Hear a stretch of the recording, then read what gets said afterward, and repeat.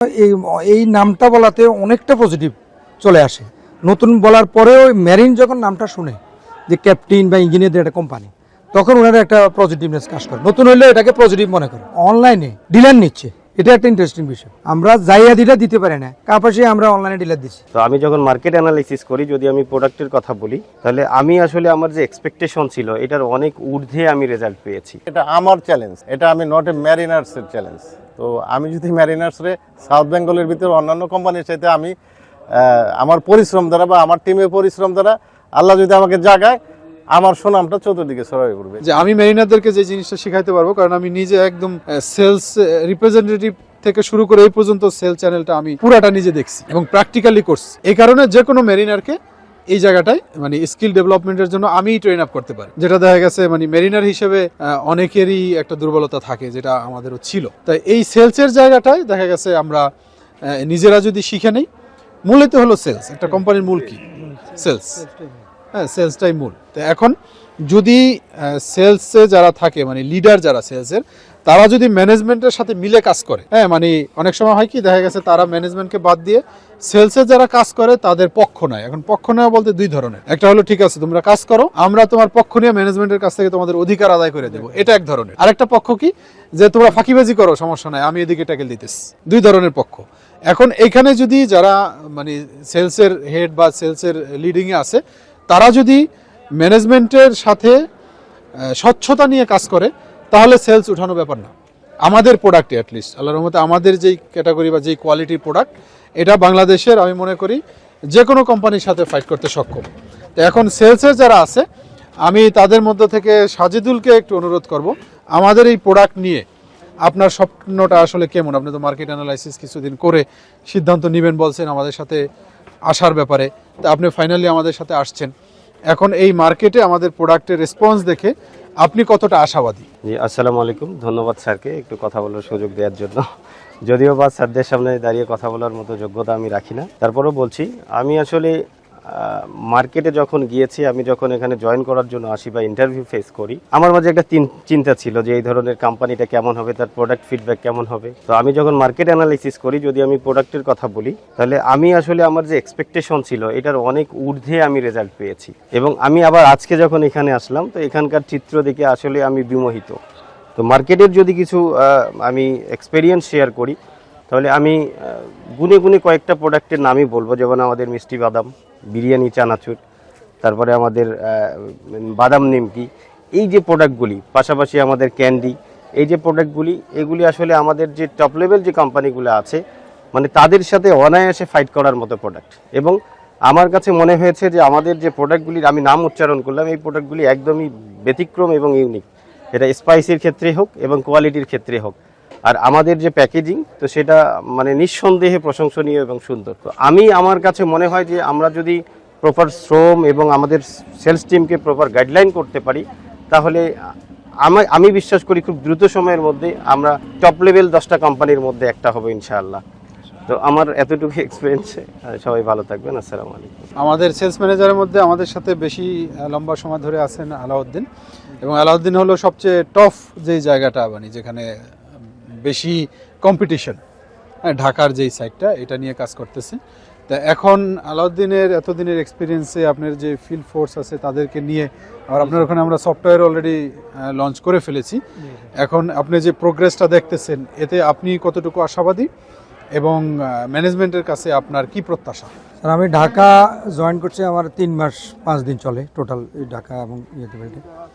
আমি জয়েন করার পর আমি ঢাকাতে ইনশাল্লাহ যখন স্টার্টিং শুরু করি, তখন 60টা ডিলার দিয়ে স্টার্ট করছি। এখন ঢাকাতে আমাদের ডিলার হলো 30টা, ঢাকার আশেপাশে। আর ময়মনসিংহ বেল্টে আছে আমাদের হলো 33টা। টোটাল 60টা ডিলার নিয়ে এখন কাজ করতেছে। আর আমাদের এসআর টিম আছে হলো 63। তোমরা বিশাল বড় টিম। এখন আমাদের এখানে একটাই কাজ, যে আমি প্রথম থেকে দেখলাম যে আমাদের যে জায়গায় যে আমি বলি যে আমাদের একটা মেরিনদের, ভাই এটা তো নতুন কোম্পানি। আগে আমি বলি না, আমাদের কোম্পানিটা 3 বছর চলে। আপনার আমাদের এই মেরিনদের একটা কমিউনিটি, ক্যাপ্টেন ইঞ্জিনিয়ার ওদের একটা কমিউনিটি। তো দেখা গেছে বিভিন্ন জায়গায় আবার মেরিনদের লোক থাকে, ঢাকার আশেপাশে গাজীপুর, সাভারটা অনেকেই আছে, এগুলো যে আমাদের বাড়ি এখানে অমুক এখানে। তো এই জন্য এই নামটা বলাতে অনেকটা পজিটিভ চলে আসে। মেরিন নতুন বলার পরেও মেরিন যখন নামটা শুনে যে ক্যাপ্টেন বা ইঞ্জিনিয়ারদের একটা কোম্পানি, তখন ওনারা একটা পজিটিভনেস কাজ করে, নতুন হইলেও এটাকে পজিটিভ মনে করে। তারপরে আমরা এখন ইনশাল্লাহ আমাদের বিভিন্ন জায়গায় অনলাইনে ডিলার নিচ্ছে, এটা একটা ইন্টারেস্টিং বিষয়। আমরা জাইয়াদিটা দিতে পারি না, কাপাসে আমরা অনলাইনে ডিলার দিচ্ছি, আমাদের নবাবগঞ্জে অনলাইন মাধ্যমে ডিলার নিচ্ছে, ওখানে আমাদের ভিজিট করতেছে। আর ঢাকা মেট্রোটা আমরা শুরু করতেছি মিরপুর থেকে। মিরপুরে আমরা শুরু করছি অন টেস্টে, ধনিয়া, যাত্রাবাড়ি, গোরান, এগুলো নিয়ে মোটামুটি ঢাকা মেট্রো আমরা মোটামুটি আরেকটা আলাদা একটা পলিসিতে আমরা ঢুকবো, সেখানেও প্রায় 50টা ডিলারের মতো হওয়ার 40 থেকে 50টা ডিলার হবে ঢাকা মেট্রোতে। তো সেটাও আমরা একটা ডিজাইন করতেছি। আমাদের স্যারা যেটা বললো, আমাদের অফিসের নিচে একটা গোডাউন দিয়ে এখানে আমরা কোম্পানি একটা দিয়ে এখানে আমরা 10টা ডিলার পয়েন্ট এখানে আমরা মগবাজার থেকে করব। কারণ ঢাকাতে একটা জিনিস হলো, ঢাকা মেট্রোতে ডিলারের বিশেষ করে গোডাউন ভাড়াটা দ্বিগুণ। এখানে 2000 টাকা পাওয়া যায়, ওখানে হলো যেটা 30, 35, 20-20-এর নিচে কোনো গোডাউন নাই। একটা ডিএসআর বেতন 18,000 টাকা। তো সেই জন্য আমরা ঢাকার জন্য একটা ডিজাইন করতেছি, ঢাকা মেট্রোটার জন্য। আর আদার্স আমাদের সেট আপ মোটামুটি প্রায় শেষ।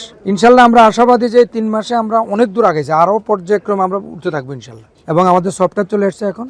সফটওয়্যারটা আমাদের মোটামুটি 63-র মধ্যে প্রায় 40-র মতো আমাদের কাভারে চলে আসছে।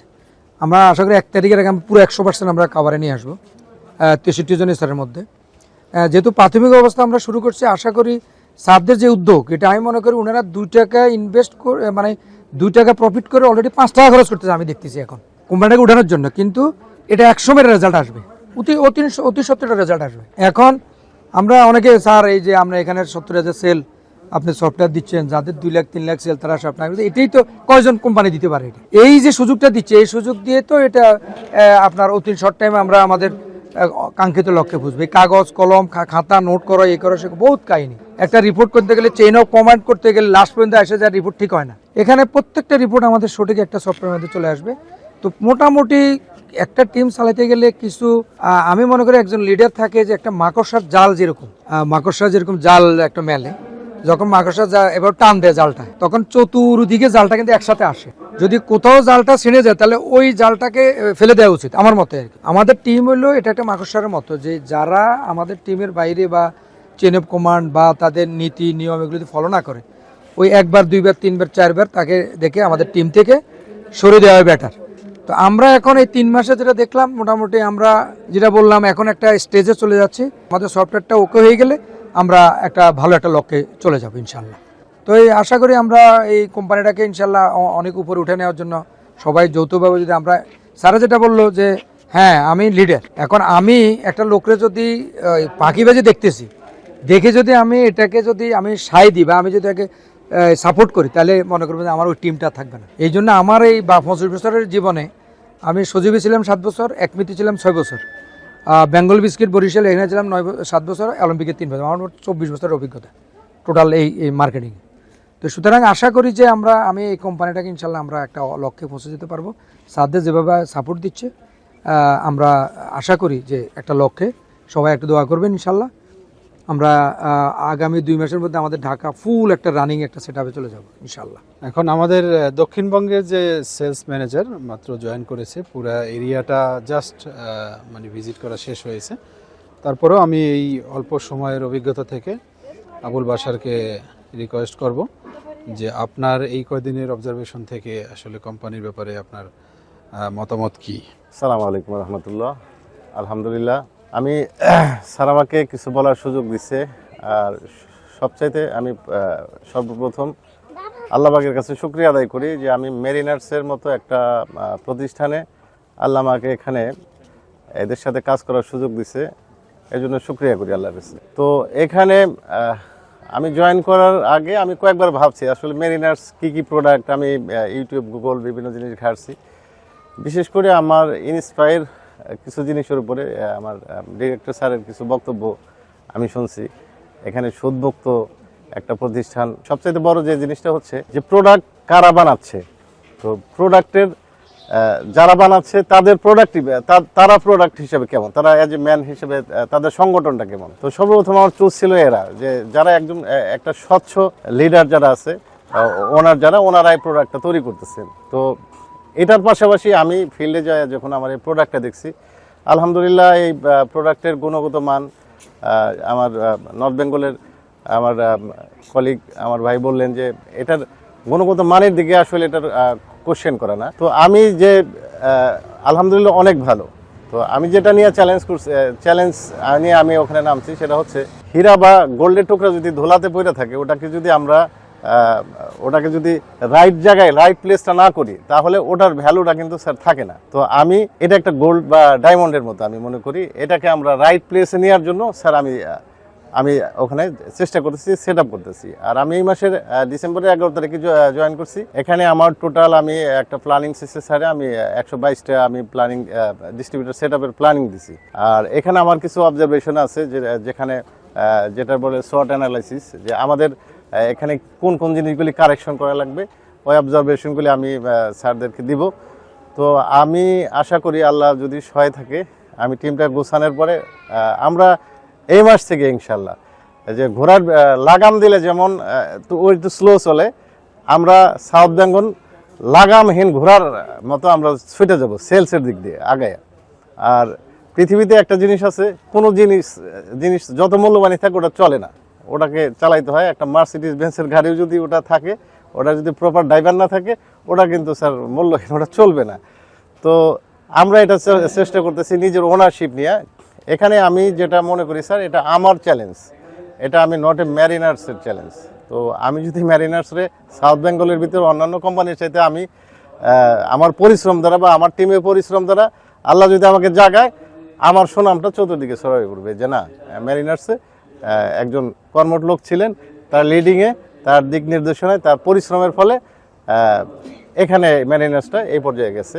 তো এর জন্যই আমি আপনাদের স্যারদের কাছে দোয়া চাচ্ছি যাতে আমরা আমাদের যে কোম্পানির যে গোল, ওই গোলটা আমরা অ্যাজ সুন অ্যাজ পসিবল আমরা দিতে পারি কোম্পানির স্যাটিসফ্যাকশন লেভেলে।